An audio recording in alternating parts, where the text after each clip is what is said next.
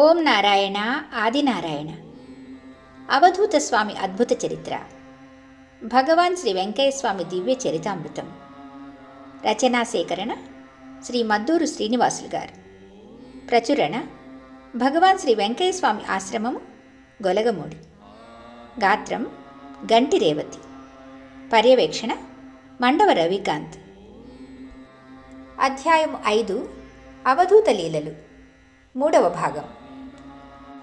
మద్రాసులో స్వామివారు ప్రదర్శించిన 2వ లీల. ఎగ్మూరులో ఎదురెదురుగా వస్తున్న రైళ్లను ఆపి ప్రయాణికుల ప్రాణాలను కాపాడటం. ఇది ఇంకా అద్భుతమైనది. స్వామివారు మద్రాసులో తిరుగుతూ ఎగ్మూరు రైల్వే స్టేషన్ వద్దకు వచ్చినప్పుడు అక్కడ పనిచేస్తున్న కూలీలు స్వామివారి వేషధారణను చూసి ఎవరో అనుకుని, ఏమయ్యా, కూలి పనులకు వస్తావా అని అడిగారట. వెంటనే స్వామివారు, ఓ తప్పకుండా వస్తాను అంటూ 6 అణాల కూలీకి అక్కడి రైల్వే స్టేషన్ మరమ్మత్తు పనుల్లో చేరారు. అలా అక్కడ పనిచేస్తున్న రోజుల్లో ఓసారి మద్రాసు రామేశ్వరం లైన్ నుంచి సిగ్నల్ ఇవ్వడంలో జరిగిన పొరపాటు వల్ల 2 రైళ్లు ఎదురెదురుగా వస్తున్నప్పుడు అక్కడ పనిచేసే వారంతా అది గమనించి ఏదో ప్రమాదం ముంచుకొస్తుందని భయపడి పరిగెత్తిపోయారట. ఆ సమయంలో ఇక కొద్ది నిమిషాల్లోనే ఆ 2 రైళ్లు ఒకదానినొకటి ఢీకొట్టుకుంటాయనగా స్వామివారు దూరంగా వస్తున్న ఆ 2 రైళ్ల మధ్య నిలబడి చేతులు చాపి నిలబడడంతో వేగంగా వస్తున్న ఆ 2 రైళ్లు చాలా దగ్గరికి వచ్చి ఆగిపోయాయి. స్వామివారు ఆ 2 రైళ్ల మధ్యలో పట్టాల మీద అలా నిలబడే ఉన్నారట. ఆ రైళ్ల డ్రైవర్లకు కూడా ఆ రైళ్లు అలా ఎందుకు ఆగిపోయాయో వెంటనే తెలియలేదు. కాసేపటికి తెలుసుకునేసరికి విషయం అర్థమైంది. ఆ 2 రైళ్లు పొరపాటున ఒకే లైన్ మీదకి వచ్చేశాయని, అయితే ఢీకొట్టుకునే సమయంలో ఎవరో ఆపద్బాంధవుడు వచ్చి రైళ్లను ఆపేశాడని ఆ రైళ్లను నడిపే డ్రైవర్లు గ్రహించారు. ఈలోగా వేగంగా పోతున్న ఆ రైళ్లు ఎందుకు ఆగిపోయాయో అర్థం కాక ఆ 2 రైళ్లలో ఉండే ప్రయాణికులంతా వెంటనే ఆందోళనతో రైళ్లలోంచి దిగేశారు. అప్పుడు అర్థమైంది జనానికి, తాము త్రుటిలో పెద్ద ప్రమాదం నుంచి బయటపడ్డామని. ఆయనెవరో రాకుంటే రైళ్లు ఢీకొని తమకెంతో పెద్ద ప్రమాదం జరిగి ఉండేదని అర్థం చేసుకున్నారు.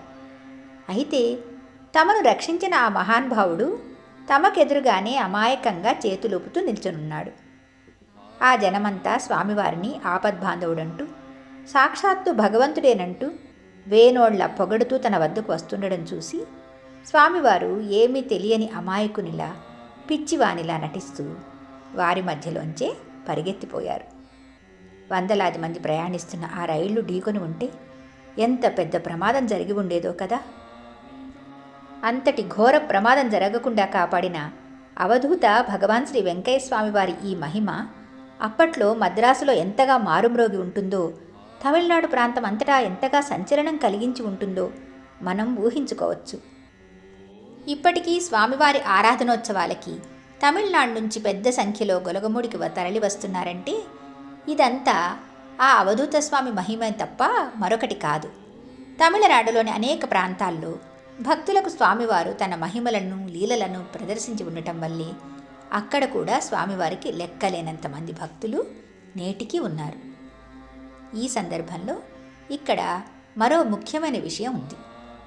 అప్పట్లో మద్రాసు హైకోర్టు మెట్ల మీద పడుకుని నిద్రలేచిన తర్వాత ఒకసారి స్వామివారు, ఇక్కడ 5 జడ్జీలు లెక్కలు రాసుకున్నారయ్యా అన్నట్లుగా పూర్వ గ్రంథాల్లో ఉంది.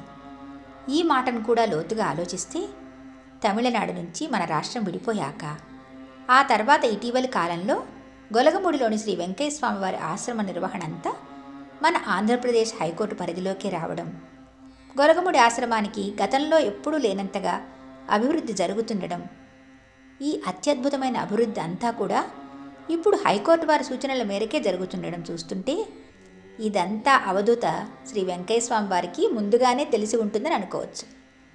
అయినా సర్వజ్ఞులు, మహామహితాత్ములైన అవధూతలకి ఇవన్నీ తెలియకపోవడానికి ఏముంది? ఇవన్నీ కూడా ఆ మహా అవధూత భగవాన్ శ్రీ వెంకయ్య స్వామి వారి లీలలు కాక మరేమిటి? అలా స్వామివారు మద్రాసులో తిరుగుతున్న రోజుల్లో స్వామివారి లీలల్ని కొంతమంది ప్రజలు అర్థం చేసుకున్నారు. ఆ తర్వాత స్వామివారు కంచికి వెళ్ళారు.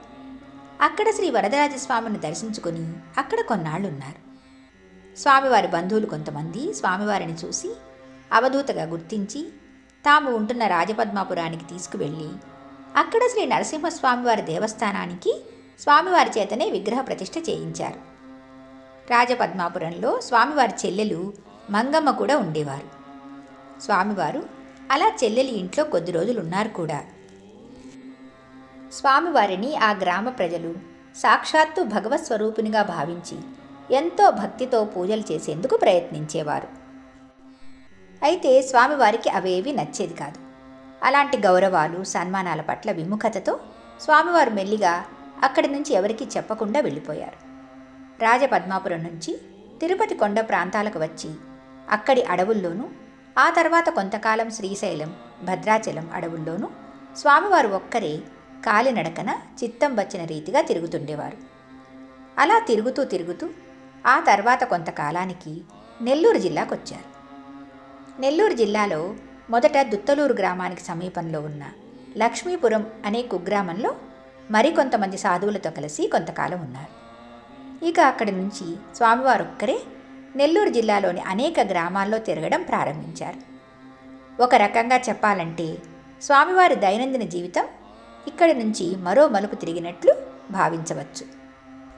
శ్రీ వెంకయ్య స్వామివారు ఏ గ్రామానికి వెళ్ళినా స్వామివారిని చూసిన ప్రజలు స్వామివారిని అవధూతగా మహాయోగిగా గుర్తించి చుట్టూ చేరి తమ బాధలు చెప్పుకునేవారు. స్వామివారు కూడా ఎంతో ఓపికతో వారి బాధలన్నీ వినేవారు.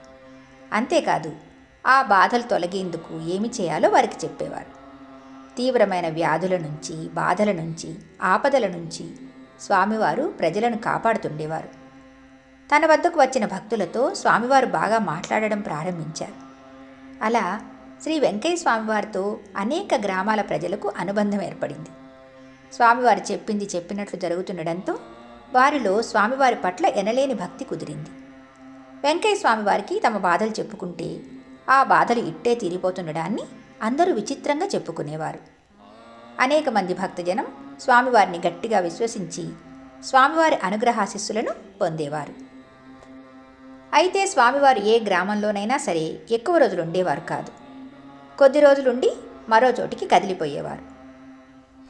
అలా జిల్లాలోని మడపల్లి, కోటితీర్థం, తెలుగురాయపురం, పెన్నబద్వేలు, ఇసుకపల్లి, దేపూరు, మినగల్లు, వెంకటరెడ్డిపల్లె, క్రొత్తపల్లి, కచిదేవరాయపల్లె, బెడుసుపల్లి, శ్రీనివాసపురం, అనంతసాగరం, తలుపూరు, చెర్లోపల్లి, కుల్లూరు, రాజుపాలెం, ముదిగేడు, ఇనుకుర్తి ఇలా అనేక ఊళ్ళు తిరిగారు. ఏ కొద్ది రోజులు కూడా ఉన్న ఊళ్ళో ఉండేది లేదు. ఎప్పుడెక్కడ ఉండాలనిపిస్తే అప్పుడక్కడ ఉండటమే, లేదంటే మరో ఊరికి వెళ్తుండడమే. ఇలా ఏ ఒక్కచోట కుదురుగా ఉండక స్వామివారు ఊరూరా తిరుగుతుండేవారు. అందులోనూ తన అవసరం ఎక్కడ ఉంటుందో స్వామివారికి తెలుసు గనక ఎవరికీ చెప్పకుండానే ఆ ఊరికి బయలుదేరి వెళ్ళేవారు. అది రాత్ర పగల అన్నది కూడా ఏమాత్రం పట్టించుకునేవారు కాదు. తానెక్కడికి వెళ్ళాలనుకుంటారో అక్కడికి వెళ్ళిపోయేవారు. అక్కడ ఏ గ్రహ బాధలతోనో, లేదా నయం కాని రోగాలతోనో, లేక ఇతరత్రా ఏదైనా కష్టనష్టాలతోనో బాధపడుతున్న ప్రజలను ఊరడించేవారు. వారిని తన మహిమలతో ఆయా కష్టాల నుంచి గట్టెక్కించేవారు. అనేక రకాల జబ్బులతో బాధపడుతున్న ఆ పల్లె జనాన్ని చూసి తన దయాహృదయంతో, ఎవరూ ఊహించలేని తన అద్భుతమైన వైద్యంతో వారి జబ్బులను మటుమాయం చేసేవారు. అందుకే స్వామివారు తమ ఊరికి వచ్చారని తెలిస్తే చాలు చుట్టుపక్కల ఉన్న గ్రామాల ప్రజలు కూడా స్వామివారి వద్దకు తండోపతండాలుగా వచ్చి తమ బాధలను చెప్పుకునేవారు. దీంతో అవధూత శ్రీ వెంకయ్య స్వామివారి పేరు ప్రఖ్యాతులు అన్ని ఊళ్ళల్లో మారుమ్రోగాయి. అంతేకాదు, శ్రీ వెంకయ్య స్వామివారు అప్పట్లో తిరుగాడిన ఊళ్ళన్నీ క్రమేణా కళకళలాడడం ప్రారంభించాయి. స్వామివారు నడయాడిన ప్రాంతాల్లో స్వామివారి మందిరాలు, ఆశ్రమాలు కూడా వెలిశాయి. ఆ మహామహిమాన్వితమైన స్వామివారి పవిత్రమైన పాదం సోకితే చాలు ఆ ప్రాంతం మరెంతో పవిత్రమయ్యేది. కరువుతో విలువిలలాడే గ్రామాలు కూడా సస్యశ్యామలమయ్యేవి. అదునుకు పదునైన వానలు కురిసేవి.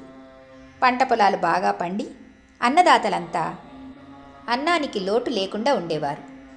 ఇదంతా ఆ అవధూత స్వామి అనుగ్రహమేనని ఆయా ప్రాంతాల ప్రజలకు బాగా అర్థమయ్యేది. క్రమేణా స్వామివారు ఒక మహా అవధూతగా, సద్గురుదేవునిగా, భగవత్ స్వరూపునిగా అందరికీ ఆరాధ్యులయ్యారు. అవధూత భగవాన్ శ్రీ వెంకయ్య స్వామిగా భక్తలోకంలో బాగా ప్రసిద్ధులయ్యారు. భక్తుల కష్టాలు తీర్చి కోరికలు నెరవేర్చే పరమ దైవంగా అవధూత భగవాన్ శ్రీ వెంకయ్య స్వామి వారిని అనేక గ్రామాల ప్రజలు, భక్తులంతా ఎవరికి వారు ఎంతో భక్తి శ్రద్ధలతో మనసారా కొలవడం ప్రారంభించారు. మనం కూడా ఆ అవధూత భగవాన్ వెంకయ్య స్వామి వారిని మనసారా స్మరించుకుందాం. ఆ అద్భుతమైన అవధూతమూర్తిని నిండు భక్తితో స్మరించుకుంటూ అవధూత స్వామి అద్భుత చరిత్రలో మరిన్ని అమోఘమైన విషయాలను, స్వామివారి దివ్యలీలలను తెలుసుకుందాం. తరువాయి అధ్యాయాలను వచ్చే భాగంలో చూద్దాం.